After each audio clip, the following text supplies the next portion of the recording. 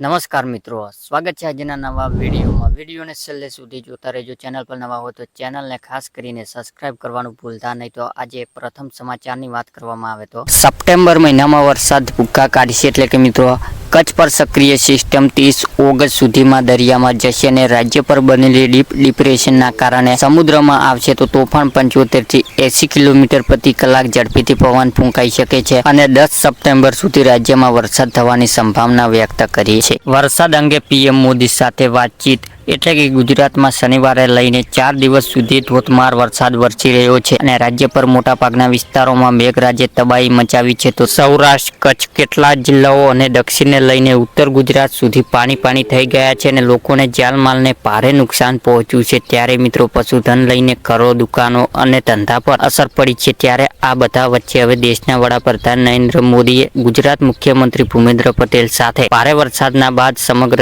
સ્થિતિ અંગે આજે બુધવાર ટેલિફોન વાતચીત કરી છે અને મુખ્યમંત્રી ભૂપેન્દ્ર પટેલે આજે એક્સ પર પોસ્ટ કરીને વાતની માહિતી આપી છે. તેમણે લખ્યું છે કે ગુજરાતમાં વરસાદની આફતને લઈને પીએમ મોદી સાથે ટેલિફોન વાતચીત થઈ છે અને આ તમામ સહાય તેમજ મદદ પૂરી પાડવાની ખાતરી આપવામાં આવી છે. ત્યારબાદના મહત્વના સમાચારની વાત કરવામાં આવે તો મિત્રો ખેડૂતોને આશા ઉપર પાણી ફર્યું છે, એટલે કે ખેડૂત માથે દેવા માફી લઈ ખૂબ જ મહત્વના સમાચાર આવી રહ્યા છે અને ખેડૂતોને ઘણા વર્ષ દેવા માફી માંગ કરતા આવ્યા છે અને 2022માં ગુજરાત વિધાનસભા ચૂંટણી હતી ત્યારે ખેડૂતોને એવી આશા હતી કે ચૂંટણી પહેલા દેવા માફી લઈ કોઈ સમાચાર આવી શકે, પણ ત્યારે કોઈ જાહેરાત થઈ નથી. ત્યારબાદ ખેડૂતોને એવી આશા હતી 2024ની લોકસભાની ચૂંટણી પહેલા ખેડૂતોને ખુશ ખબર મળી શકે છે, પરંતુ ખેડૂતોને દેવા માફી અંગે કોઈ જાહેરાત કરવામાં આવી નથી. તેથી ખેડૂતોને આશા ઉપર પાણી ફર્યું છે. માત્ર કોંગ્રેસ સરકારે એવું જણાવ્યું છે કે જો તેની સરકાર બનશે તો મોદી સરકાર ઉદ્યોગપતિએ લોન માફી કરી રકમ ખેડૂતોને લોન માફીમાં વાપરવામાં આવશે. ત્યારબાદના મહત્વના સમાચારની વાત કરવામાં આવે તો મિત્રો